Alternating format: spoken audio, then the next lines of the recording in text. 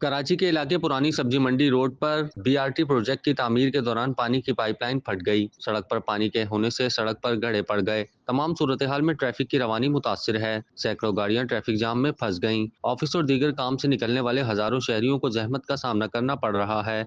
Hasan square से jail road की तरफ जाने वाली सड़क के दरमियान पुरानी सब्जी मंडी रोड पर बीआरटी प्रोजेक्ट के तामीर के दौरान पानी की पाइपलाइन फट गई, जिसकी वजह से ट्रैफिक की रवानी मुतासिर दिखाई दे रही है। सैकड़ों गाड़ियों की लंबी कतारें सड़कों पर मौजूद हैं और हजारों काम पर जाने वाले शहरी ट्रैफिक जाम में फंसकर अजियत का शिकार हैं। जिला इंतजामिया की नाअहली की वजह से सड़कों पर मौजूद पानी के निकासी आब का सिलसिला शुरू न हो सका, तो दूसरी जानिब ट्रैफिक को रवा दवा रखने के लिए ट्रैफिक पुलिस एहलकार भी सड़कों से गायब दिखाई दिए।